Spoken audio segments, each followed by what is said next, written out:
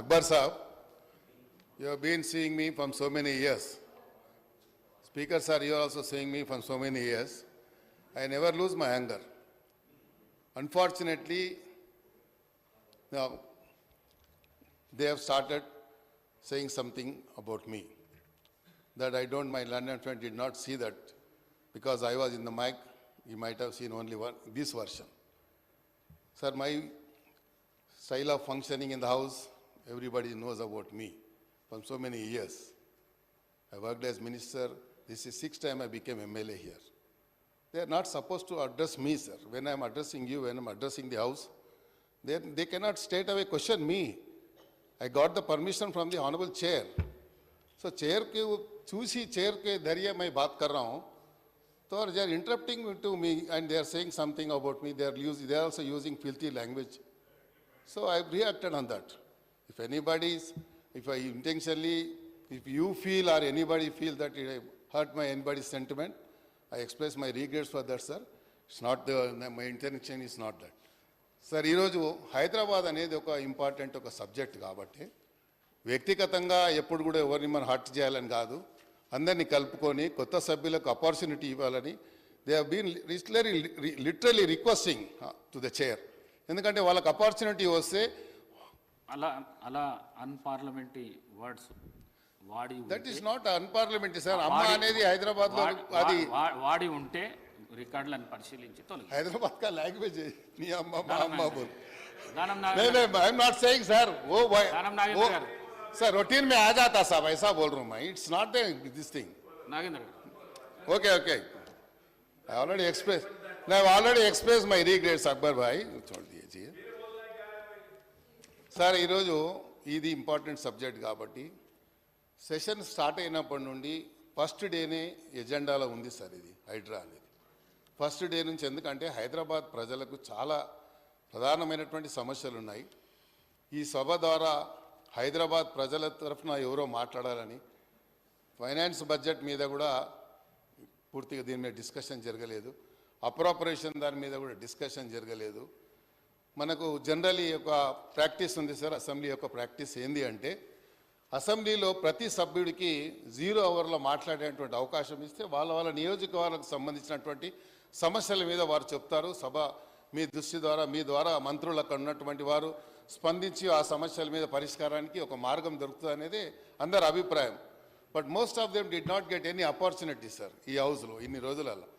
ముఖ్యం ఎందుకంటే వాళ్ళు ఎన్నిసార్లు హౌస్లో ఎన్ని రకాలుగా మాట్లాడారు.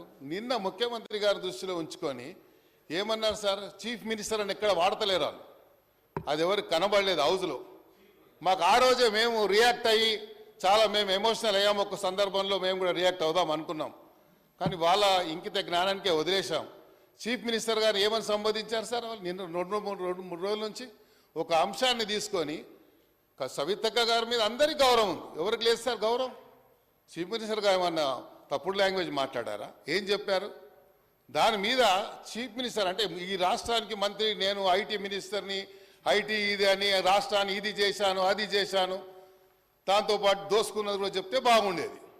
అది చెప్పకుండా ఇది చేశాను అది చేశాను, హైదరాబాద్ అద్భుతం చేశాను, అరచేతిలో స్వర్గం చూపించానని ప్రయత్నం చేశాడు తప్ప ఏం లాంగ్వేజ్ మాట్లాడాడు సార్ ఆయన కూర్చొని ఇక్కడ? బయట పోయి ఏం మాట్లాడాడు సార్ ఆయన పోయి?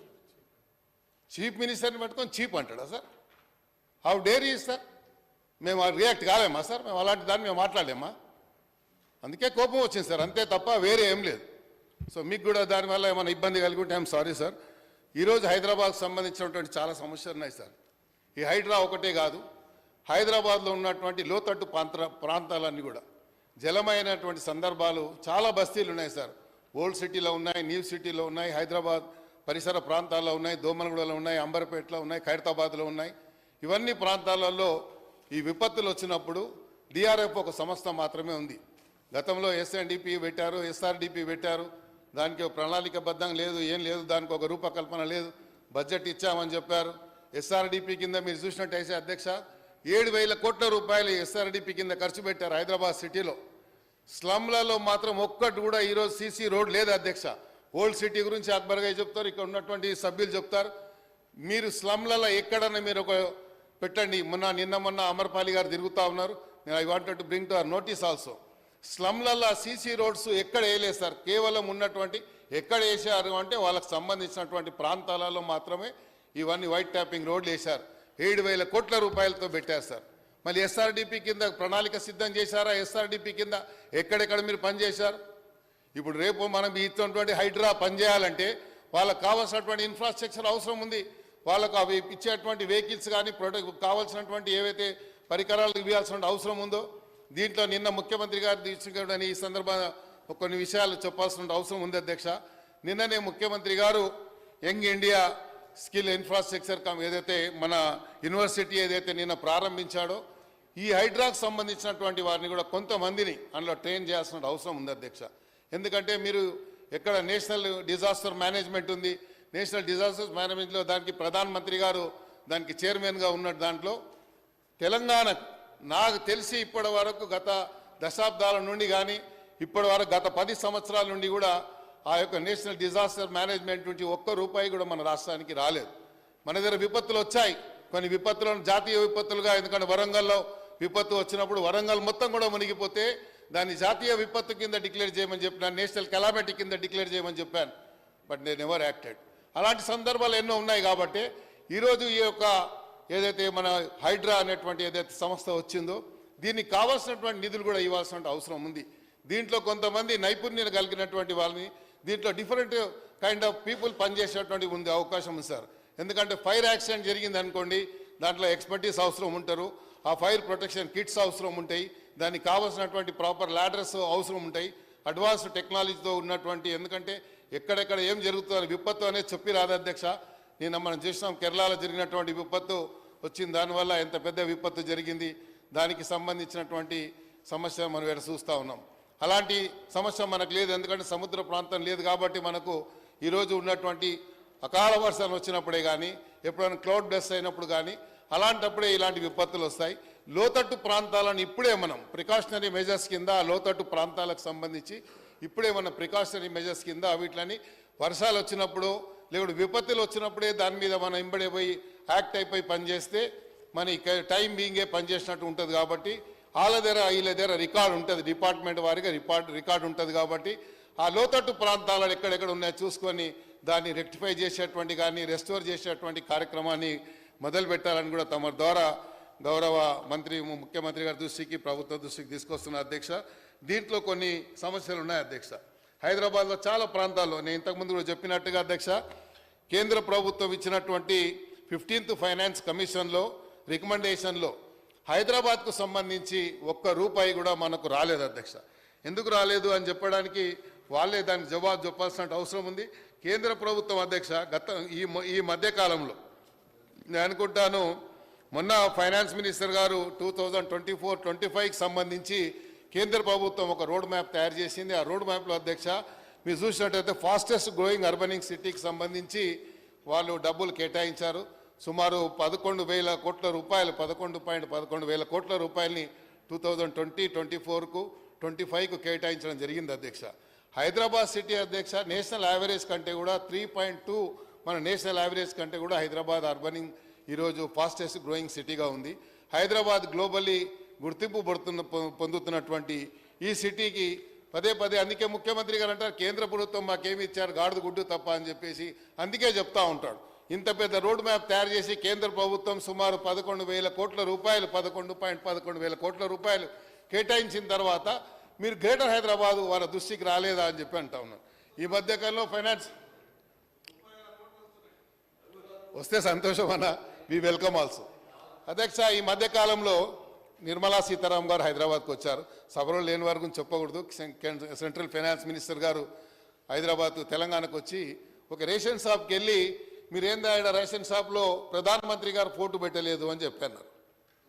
మరి అలాంటప్పుడు మీరు ప్రధానమంత్రి గారు ఫోటో పెట్టాలన్నా, ప్రధానమంత్రి గారి గురించి చెప్పుకోవాలన్నా కేంద్ర ప్రభుత్వం మాకు ఇది ఇచ్చింది అని చెప్పినప్పుడే కదా కేంద్ర ప్రభుత్వం నుంచి మాకు ఇది వచ్చిందని చెప్పేటువంటి అవకాశం ఉంటుంది. కాబట్టి అధ్యక్ష ముఖ్యమంత్రి గారు 10,000 కోట్ల రూపాయలు ఇచ్చారు. కానీ ఇంకా హైదరాబాద్లో ఉన్నటువంటి చాలా హౌసింగ్ స్కీమ్స్ సంబంధించి చాలా నిధులు అవసరం ఉంది అధ్యక్ష. హట్కో ద్వారా కానీ వరల్డ్ బ్యాంక్ ద్వారా కానీ నిధులు ఇంకా తీసుకొచ్చేటువంటి అవసరం ఉంది. కాబట్టి నేను అనుకుంటాను ముఖ్యమంత్రి గారు దీని మీద తప్పకుండా స్పందించి హైదరాబాద్కు కావాల్సినటువంటి నిధులు తీసుకురావడంలో వారు ఇప్పటికే అన్ని ప్రయాసాలు కృషి చేస్తూ ఉన్నారు. ఆ కృషిలో భాగంగా దీన్ని కూడా దృష్టిలో పెట్టుకోవాలని ఈ 10,000 కోట్లకు సంబంధించి అధ్యక్ష ఇక్కడ చిన్న చిన్న సమస్యలు ఉన్నాయి. నేను ముఖ్యమంత్రి గారి దృష్టికి తమ ద్వారా తీసుకుదలుచుకున్నాను.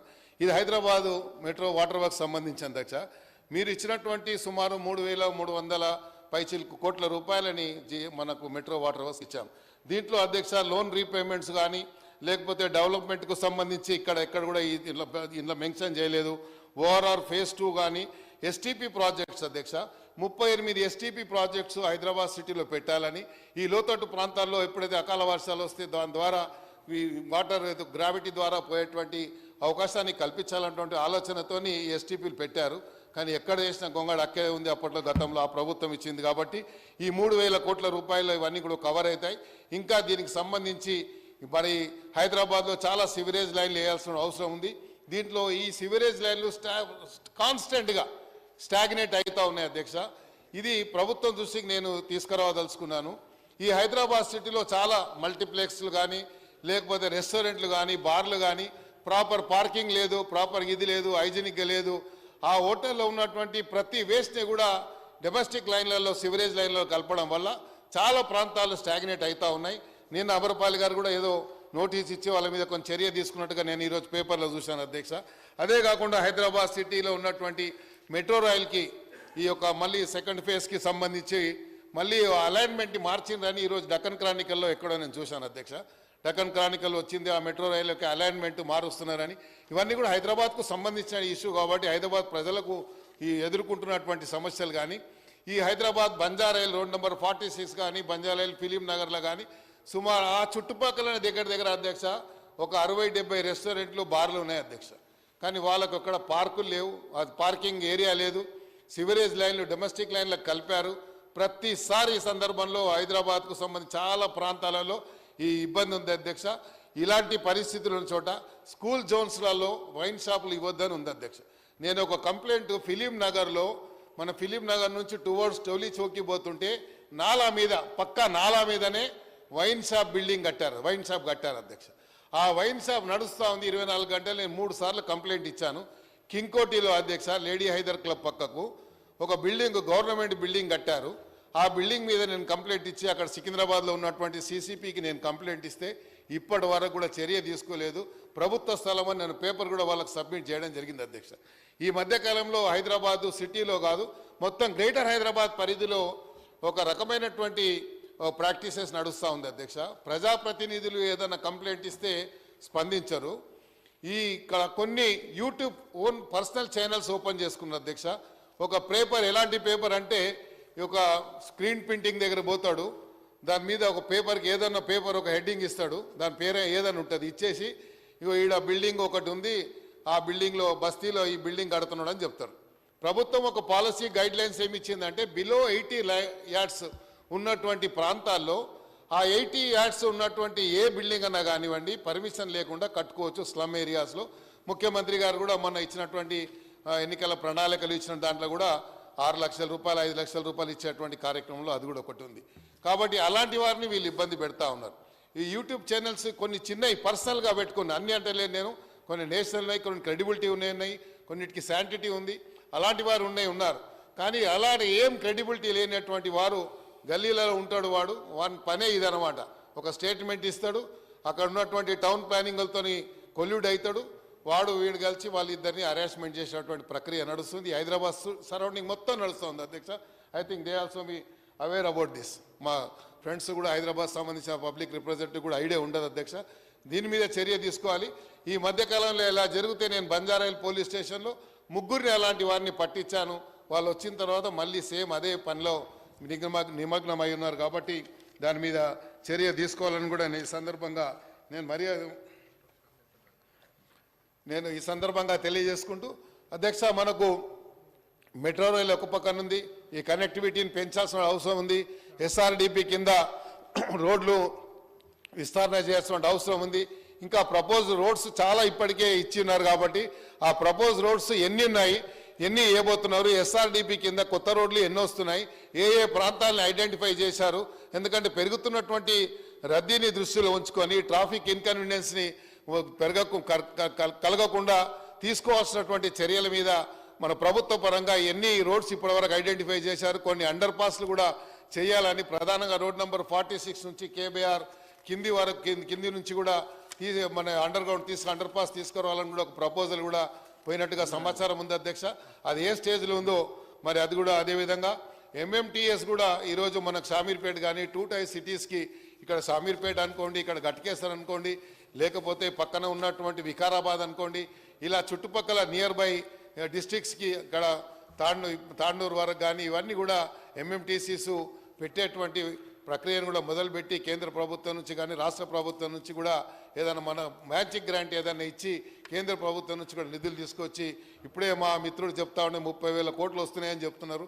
ఆ 30,000 కోట్లు ఈ ఎంఎంటీసీ షామీర్పేట కానీ ఇక్కడ ఈ చుట్టుపక్కల దగ్గరలో నియర్ బై స్టేషన్స్కి అప్ టు భువనగిరి వరకు కూడా తెచ్చేటువంటి అవకాశం ఉంది. కాబట్టి ఇలాంటి దాన్ని ఎందుకంటే ముంబైలో మీరు చూసినట్టయితే అధ్యక్ష దూర ప్రాంతాలకు 50 మరి కిలోమీటర్ల వరకు కూడా 60 కిలోమీటర్ల వరకు కూడా మన ముంబై వీటీ రైల్వే స్టేషన్ నుంచి తీసుకుంటే మాహిం వరకు కూడా ఎంఎంటీసీ నడుస్తుంది అధ్యక్ష. వీటీ నుంచి కూడా అంధేరి అవతల వరకు నడుస్తుంది అధ్యక్ష. లోఖండ్ వాళ్ళకు కూడా నడుస్తాయి అధ్యక్ష. ఇలాగా ముంబైలో కూడా మొత్తం చాలా ప్రాంతాలు చాలా ప్రాంతాల వరకు ఉన్నాయి. ఇది కూడా పెట్టాలి ఎందుకంటే హైదరాబాద్ ఇంత ఫాస్టెస్ట్ అర్బనింగ్ సిటీ గ్రోయింగ్ సిటీ కాబట్టి గ్లోబల్లీ రాష్ట్రం అంతా దేశంలో ఉన్నటువంటి ఇతర రాష్ట్రాల నుంచి కూడా హైదరాబాద్లో ఇన్వెస్ట్మెంట్ చేయాలని, హైదరాబాద్లో పెరుగుతున్నటువంటి ఇన్ఫ్రాస్ట్రక్చర్ని దృష్టిలో ఉంచుకొని హైదరాబాద్లో ఉన్నటువంటి యొక్క కల్చర్ని ఈ యొక్క అట్మాస్ఫియర్ని అందరు కూడా సంతోషంగా వచ్చి ఇక్కడ ఉండాలని నివసించాలని కోరుకుంటున్నాను. ఈ తరుణంలో అధ్యక్ష వీళ్ళ ప్రవర్తన వల్ల కొన్ని అనుమానాలు నాకు వస్తూ ఉన్నాయి అధ్యక్ష. హైదరాబాద్కు సంబంధించి హైదరాబాద్ యొక్క శాంటిటీని ఈ యొక్క ఏదో కాన్స్పిరసీ జరుగుతుందేమో అని చెప్పి మాకు అనుమానం కలుగుతుంది అధ్యక్ష. ఎప్పుడు లేకుండా గత ప్రభుత్వం వచ్చిన 2-3 మాసాల నుండి ఏదో ఒక సంఘటనని ఈ రాష్ట్రం హైదరాబాద్ సిటీలో అల్లకల్లోలు సృష్టించేటువంటి ప్రమాదం జరుగుతుంది. ముఖ్యమంత్రి గారు దీని మీద సంబంధించినటువంటి పోలీస్ అధికారులకు, ఎందుకంటే పోలీసులు ఒక పక్కన టార్గెట్ చేస్తూ ఉన్నారు, లేకపోతే ఇక్కడ ఉన్నట్టు కొంతమందిని టార్గెట్ చేస్తూ ఉన్నారు. కాన్స్పిరసీ అనేది అధ్యక్ష రోజు ఒక ఇన్సిడెంట్ గత 10 సంవత్సరాలు కానీ గతంలో కానీ ఎప్పుడు కూడా మేము 6వసారి శాసనసభ వచ్చాక ఇన్ని ఇన్సిడెంట్లు ఎప్పుడు జరగలే అధ్యక్ష. కానీ ఈ 2-3 మాసాల నుంచి ఉద్దేశపూర్వకంగా కొన్ని జరుగుతూ ఉన్నాయంటే ఏదో కాన్స్పిరసీ జరుగుతుంది. ముఖ్యమంత్రి గారి యొక్క దీన్ని వాళ్ళని బదలాం చేసేటువంటి ప్రక్రియ ఏదో జరుగుతుంది అనేది కూడా మాకు అనుమానం వస్తుంది. కాబట్టి మరి ప్రభుత్వ పరంగా మీరు ఈ ఇష్యూని ముఖ్యమంత్రి గారు తప్పకుండా సీరియస్గా తీసుకొని ఇలాంటి వారిని ఉక్కుపాదంతో అణచివేయాల్సినటువంటి అవసరం ఎంతైనా ఉంది అని చెప్పి కూడా నేను ఈ సందర్భంగా ముఖ్యమంత్రి గారు తెలియజేస్తూ, ప్రధానంగా అధ్యక్ష ముఖ్యమంత్రి గారికి తెలియంది కాదు హైదరాబాద్లో ముఖ్యమంత్రి గారికి ఏ కార్నర్లో ఏ సమస్య ఉంది, ఏ సమస్యని పరిష్కరించడానికి ఎలాంటి మార్గాన్ని ఎంచుకోవాలనేది మనందరికంటే అవగాహన ఎక్కువ ఉన్నటువంటి వ్యక్తి కాబట్టి ముఖ్యమంత్రి గారితో నేను కోరేది ఒకటే, హైదరాబాద్ సిటీలో ఉన్నటువంటి ఈ సమస్యల మీద ఒక రివ్యూ మీటింగ్ కూడా మీరు సపరేట్గా ఈ డెవలప్మెంట్ రివ్యూ మీటింగ్ పెట్టాలని, అవసరమైతే మీరు ఏదైతే ఈ హైడ్రా వేశారో హైడ్రాలో కొంతమంది హైదరాబాద్కు సంబంధించినటువంటి నాలెడ్జ్ ఉన్నటువంటి హైదరాబాద్కు పూర్తిగా అవగాహన ఉన్నటువంటి కొంతమంది ఎమ్మెల్యేలు కూడా ఇలా సభ్యులు చేర్చినట్టయితే టైం టు టైం మేము కూడా మా సజెషన్స్ ఇచ్చేటువంటి అవకాశం ఉంటుంది. సబ్జెక్టు వారు కన్వీనియంట్ అధ్యక్ష ఇచ్చినట్టయితే మా సజెషన్స్ కూడా ఇచ్చేటువంటి అవకాశం ఉంటుందని కూడా నేను ఈ సందర్భంగా తెలియజేసుకుంటూ, ప్రధానంగా అధ్యక్ష ఈరోజు జరిగినటువంటి సంఘటన మళ్ళీ ఒకసారి చెప్పాల్సిన అవసరం ఉంది. ఎవరినో ఉద్దేశపూర్వకంగా కించపరచాలనో లేకుంటే ఇచ్చేయాలనో కాదు, నాకు మీరు అవకాశం ఇచ్చారు కాబట్టి ఈ అవకాశాన్ని ఆపర్చునిటీని హైదరాబాద్ ప్రజల యొక్క సమస్యని ఈ వేదిక ద్వారా అంటే ఈ యొక్క హౌస్ ద్వారా సమస్యల్ని ముఖ్యమంత్రి గారి దృష్టికి తేవాలనేదే నా యొక్క ఉద్దేశం. కానీ ప్రతి సందర్భంలో కూడా వారు మాట్లాడితే ఇక్కడ వస్తున్నారు అధ్యక్ష. You will be surprise to know this. 10 సంవత్సరాలలో ఒక్కరోజు కూడా మైక్ దొరకలే అధ్యక్ష నాకు. 10 సంవత్సరాలలో I didn't get any opportunity sir అధ్యక్ష. ఇంత సీనియర్ శాసనసభ్యుడు ఉండి ఒక్కరోజు ఒక సమస్య మీద కానీ హైదరాబాద్లో వచ్చినటువంటి ఎన్ని సమస్యల విషయంలో కానీ ఏ రోజు కూడా మాట్లాడినట్టు సందర్భం లేవు అధ్యక్ష. హైదరాబాద్ ప్రజల యొక్క సమస్యలు మేము ఇంత సీనియర్గా ఉండి 0 అవర్లు కానీ లేకపోతే పిటిషన్లు ఇచ్చేవాళ్ళం అధ్యక్ష. బయట నవ్వుకునే వాళ్ళం మనం చూసుకొని. ఇంత సీనియర్ సభ్యుడు ఉండి 0 అవర్లో చెప్తే 0 అవర్లో ఏం జరుగుతుంది అధ్యక్ష నోట్ చేసుకుంటారు. కొత్త సభ్యులైతే వాళ్ళ సమస్య పరిష్కారం అవుతుంది. సీనియర్ సభ్యులైతే ఈయనకు అన్నీ తెలుసు కదా ఈయనకేంది చెప్పేది అనుకుంటారు. ఇలాంటి సమస్యలున్నాయి అధ్యక్ష. ఈరోజు మాట్లాడుతూ దయ్యాలు వేదాలు వివరించినట్టుగా మాట్లాడుతున్నారు. ఎన్ని రకాలుగా మాట్లాడి ఎన్ని రకాల వేధించారు, ఎన్ని రకాల ఇబ్బందులు పెట్టారు, ఎన్ని రకాల హింసించారు ఒక్కొక్కరిని. వాళ్ళ చరిత్ర చెప్పాలంటే చాలా ఉంది అధ్యక్ష. కానీ ఎప్పుడన్నా వారు నా పేరు తీసుకొని మాట్లాడినప్పుడు నేను అన్ని డీటెయిల్గా మాట్లాడతా అధ్యక్ష. నేను ఎందుకంటే ఉద్దేశపూర్వకంగా ఎవరిని అన్నాను ఎప్పుడు కూడా, అందరినీ కలుపుకొని పోవాలని. ఎందుకంటే చిన్న వీళ్ళ అందరూ కూడా చాలామంది నా ముందు పెరిగిన వాళ్ళు చాలామంది ఉన్నారు, నా ముందు యూత్ కాంగ్రెస్లో నేను తెచ్చిన వాళ్ళు చాలామంది ఉన్నారు. నేను ఎంతోమందికి అక్కడ ఉన్న 2-3కి నా చేతుల మీద ఎమ్మెల్యే టికెట్ రాసి ఇచ్చాను అధ్యక్ష. రాజశేఖర రెడ్డి గారు ఉన్నప్పుడు హైదరాబాద్ సిటీలో 24 మంది ఎమ్మెల్యే బీఫామ్ సిటీ సీట్లు నేను ఇచ్చిన వాడిని అధ్యక్ష. ఈరోజు నా ముందు మాట్లాడే నైతిక హక్కు కూడా వారికి లేదు. కానీ but it's only time factor కాబట్టి నేను కూడా ఏమంటలేను. బట్ అప్రోప్రియేట్ టైం వాళ్ళు మాట్లాడినప్పుడు I have every answer sir. Definitely I will answer to them. ఈ ఆపర్చునిటీ ఇచ్చి అవకాశం ఇచ్చి హైదరాబాద్ ప్రజల యొక్క సమస్యల మీద చాలా విషయాలు చెప్పాల్సిన అవసరం ఉంది అధ్యక్ష. నెక్స్ట్ సెషన్లో మాత్రం హైదరాబాద్ ఇష్యూ ఏది వచ్చినా ముందు టాప్ ప్రయారిటీలో తీసుకోవాలని తమ ద్వారా గౌరవ ముఖ్యమంత్రి గారిని కోరుకుంటూ హైదరాబాద్లో ఉన్నటువంటి ప్రతి సమస్య మీద మాకు అవకాశం ఇచ్చి ఈ సమస్యని పరిష్కరించడానికి మాకు కూడా అవకాశం ఇవ్వాలని ప్రధానంగా ఈరోజు మొట్టమొదటిగా హైడ్రా మీద మాట్లాడేటువంటి అవకాశాన్ని కల్పించినట్టు గౌరవ ముఖ్యమంత్రి గారికి మీ తరఫున సభ తరఫున హృదయపూర్వకంగా ధన్యవాదాలు చెప్తూ సెలవు తీసుకుంటాను. థ్యాంక్ యూ అధ్యక్ష. శ్రీ పాల్వాయి హరీష్